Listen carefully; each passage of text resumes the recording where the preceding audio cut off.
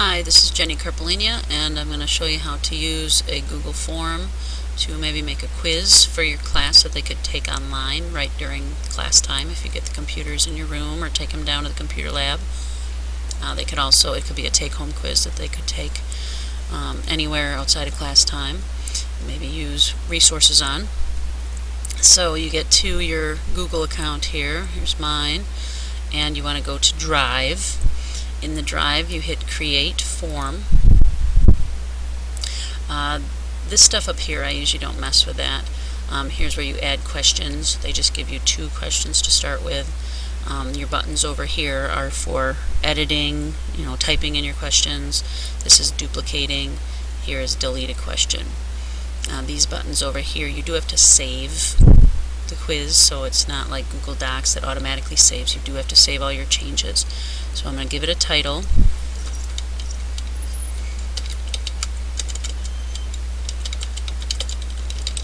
Okay, environment quiz. We're going to type in the first question.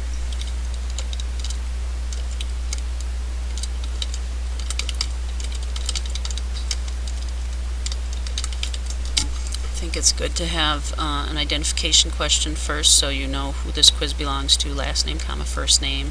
Some people separate that as 2 separate questions. It's a text question. Here's your drop-down menu of different types of questions. I make it required and hit done. My second question, I usually put their Gmail address, school Gmail address. And what that allows me to do is if I use the computer to automatically grade it, it will send them, I could have it set up to send them their results through their Gmail, and it can even show them what the right answers were if it's something that I want them to figure out on their own, or if I'm not going to go over it in detail in class. So that also needs to be required. Hit done. I'm going to add just a couple questions more. I'm going to do a multiple choice. Who wrote a Sand County Almanac? Let's type in some options here. Isaac Newton.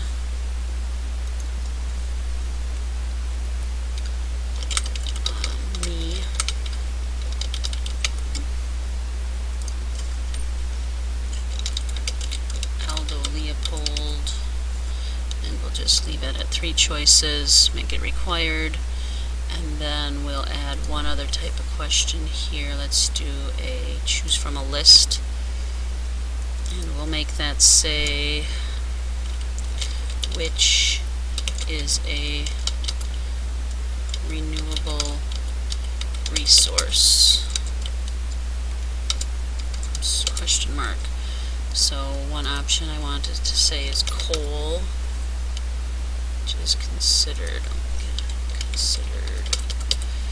a renewable resource. Coal, solar energy, wind. Oops, I don't want that.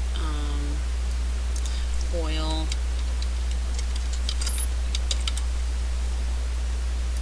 Gasoline instead of gasoline, and nuclear energy. Okay, so let's make that a required question, hit done. So you can have a lot more questions than that. This is just a short one. You could use this sort of like an exit ticket. You can even print out blank ones and and put them on, like a couple on a page vertically, and then use them for exit tickets. Let's see what this looks like from the kids, and if I want to email this form, I can see what the address is. Not there though. Usually shows me a better way. Down here there's missing something. Let's say if I want to see, let's see what the spreadsheet looks like. So this is the back end. So this is what the teacher sees when it gets sent into the teacher. When the kids fill it out, or when you fill out the answer key. I can see what the kid sees by going to the live form under this form button. And then here's all of our questions. Let's go back out of that. Let's do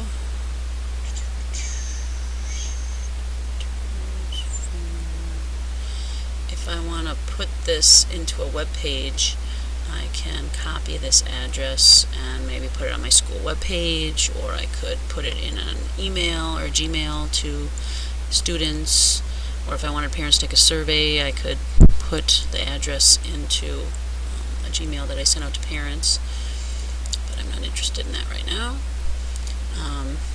Here's the message I was looking for. You can view this published form here. So I want to copy this, which is a long web page or address, copy that, and then I could put it on my Moodle on a page, which is what I usually do, is put it on the Moodle, and then the kids know they go onto Moodle every week for me, and they know that's where I put stuff that I want them to see. So let's take this as a sample student and a teacher. So I want to go to maybe I'll just type in that, paste in that address. So here's my quiz. I'm going to first take it as answer key. It's going to make me type this in, so I'll use my school Gmail. I'm going to put Aldo Leopold, renewable would be solar energy, submit it. I'm going to just take this as a sample student, so we'll do student sample. There's the generic Gmail address. Let's say they think I wrote it, and they think that they know that solar is renewable. I'll hit submit, and now let me see what this looks like on my end. So I can look for my my spreadsheet now that goes with that quiz. It shows me what time this was taken, shows me who took it, their address, Gmail address, and their answers. Now if I want the computer to grade this automatically for me, I go up, and this right here tells me that 2 people have taken this, and you can use this with hundreds and hundreds of people. Like I have 120 students and I had them all take a quiz on this, and then it'll say 120 up here, so I know. Or if a new one comes in, it'll usually send me a Gmail saying, oh, a new person took your quiz. If I want it to send me a Gmail, I set that up. So we want to go to I want to insert a script, which is going to be the grading script. It's called Flubaroo, so that's spelled Flubaroo. Weird word, but it works wonderfully. Flubaroo's free, and it helps teachers grade stuff quickly. So I'm going to install it. It takes just 30 seconds or so to install, probably less.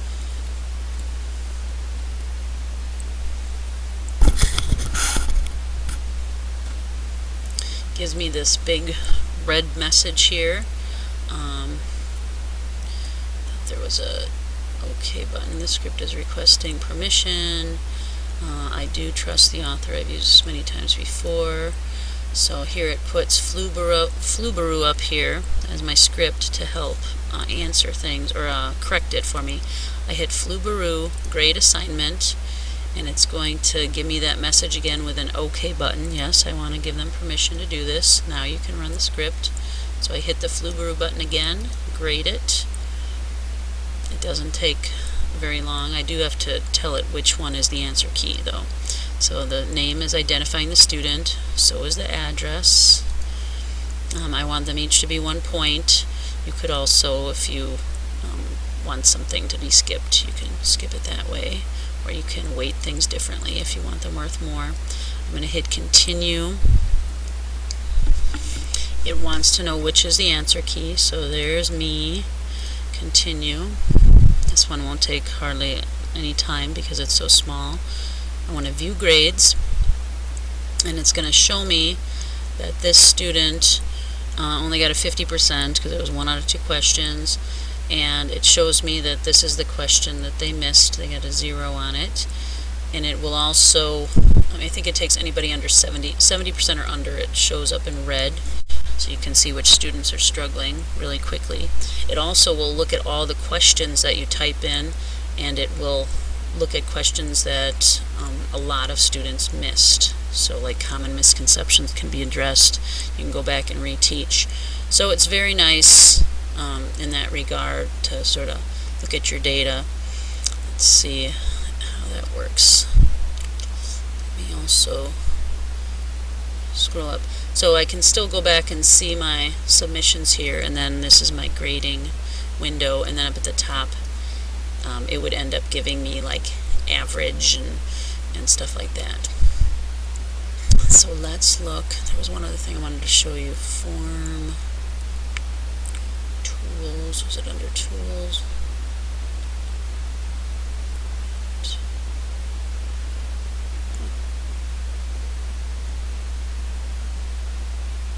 Well, I probably have to be under student submissions. That's right. Here it can show a summary of responses under form. That's kind of a nice little feature too. So you can see sort of a summary of what your students are thinking. It looks a lot better when you have a lot more questions than 2.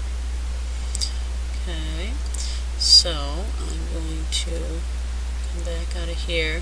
So that is how you use Google Forms to make a quiz, and also Flubaroo to help you grade that quiz. Thank you.